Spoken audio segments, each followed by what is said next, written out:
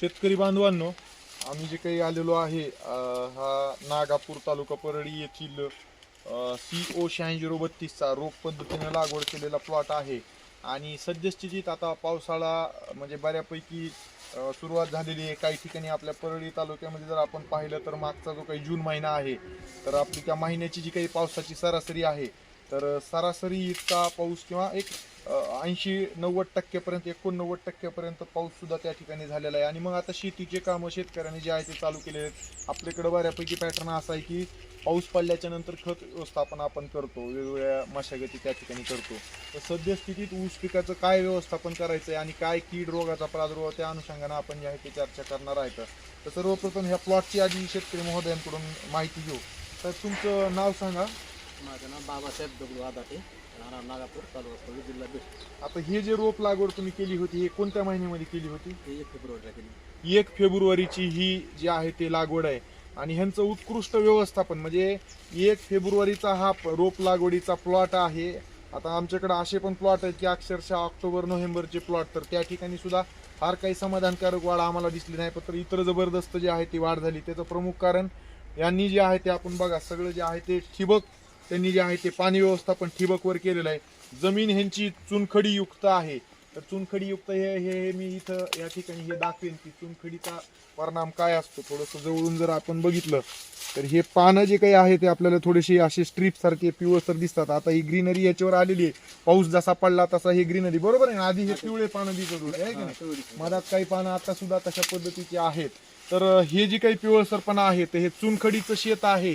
आणि चुनखडीच्या शेतामध्ये सूक्ष्म अन्नद्रव्य फेरस असेल, झिंक असेल, त्या ठिकाणी व्यवस्थित घेता येत नसल्या कारणानं, त्याचं वहन त्या ठिकाणी न झाल्या कारणानं जे आहे ते मग पुढं जे आहे ते त्या ठिकाणी नत्राचं जे आहे ते त्या ठिकाणी व्यवस्थित वहन होत नाही. ह्या दोन सूक्ष्म अन्नद्रव्य त्या ठिकाणी उपलब्ध नसल्यामुळं आणि त्याच्यामुळं हा पिवळसरपणा येतो.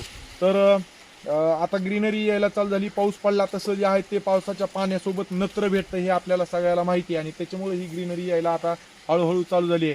पण तरी सुद्धा ही सुप्त अवस्थेमध्ये ह्याची भूक असते त्या अन्नद्रव्याची.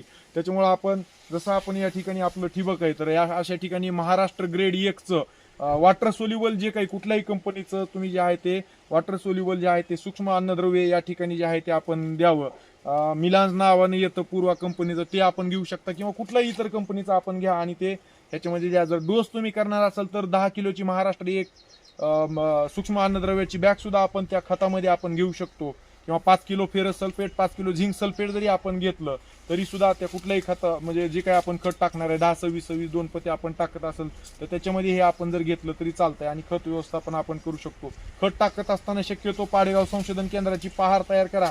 आणि इकडे ह्या बेटामध्ये एक त्यानं छिद्र घ्या आणि पलीकडे झिगझॅग पद्धतीने पलीकडचं एक बेटामध्ये जे आहे ते होल घ्या.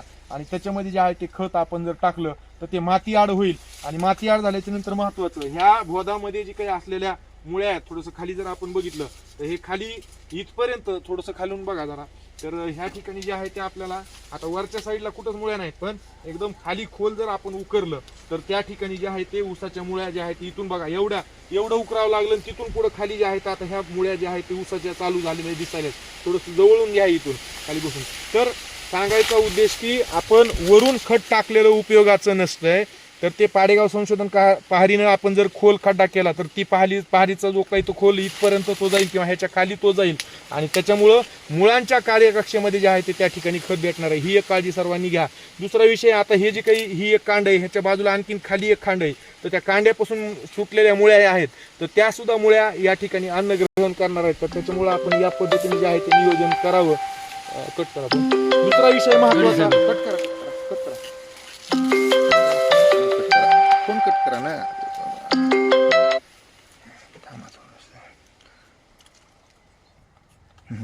तर आणखीन एक दुसरा विषय शेतकरी महोदयांनो महत्वाचा जो काही आहे, तर पाचट जे आहे ते आपण सर्वांनी अशा पद्धतीने काढून घ्या. हे पाचट काढत असताना काळजी एक घ्यायची की चांगले अन्न तयार करणारे पानं आपले निघाले नाही पाहिजे.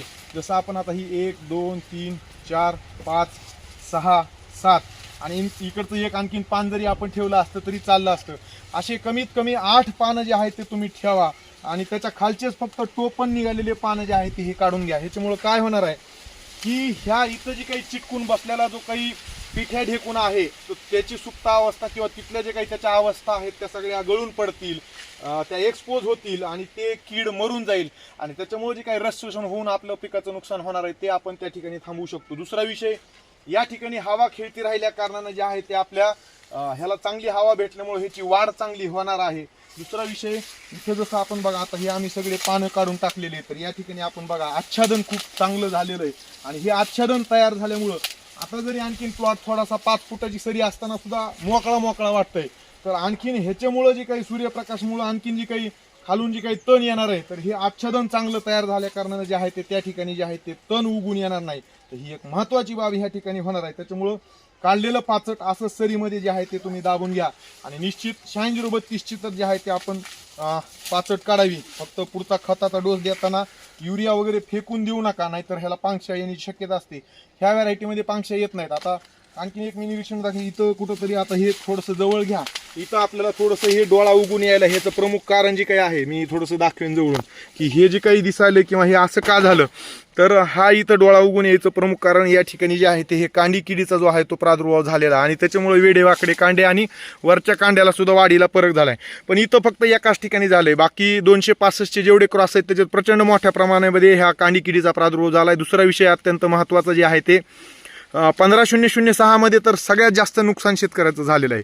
तर ही गोष्ट लक्षात घ्या की आपण आता ह्यांच्या इथं प्रादुर्भाव का नाही आहे, तर एकतर ही व्हरायटी जी आहे ते ह्या किडीला थोडीशी इतर व्हरायटीच्या तुलनेत कमी बळी पडते आणि ह्यांनी जे आहे ते तुम्ही कोराजन कधी सोडलं होतं ह्याला ठिबक वाटप? ड्रिपमध्ये सोडलं होतं अगोदर, म्हणजे लागवड नंतर 10-15 दिवसांनी. आणि खतामध्ये फर्टेरा घेतलं होतं का नाही? फर्टर नव्हतं घेतलं. तर शेतकरी बांधवांनो एक महत्त्वाचा विषय की आपल्याला उत्पादन खर्च पण आपल्याला वाढवायचा नाही आहे, पण लक्षात घ्या की ह्यांनी जसं या ठिकाणी कोराजन सोडलं होतं तर त्याचे सुद्धा चांगले परिणाम या ठिकाणी दिसत आहेत की ह्या प्लॉटमध्ये फार मोठ्या प्रमाणात कुठं आम्हाला जो आहे तो तशा प्रकारचा कांडी किडीचा प्रादुर्भाव जो आहे तो या ठिकाणी निदर्शनास येत नाही. फक्त निरीक्षण एक पाचट काढणं आणि दुसरं हा जो काही पिवळसरपणा काही दिसतोय तर तो जो आहे तर त्याच्या व्यवस्थापनाच्या अनुषंगाने आपण महाराष्ट्र ग्रेड 1 किंवा 2चं जे आहे ते सूक्ष्म अन्नद्रव्य शिफारसीपणे वापरावं.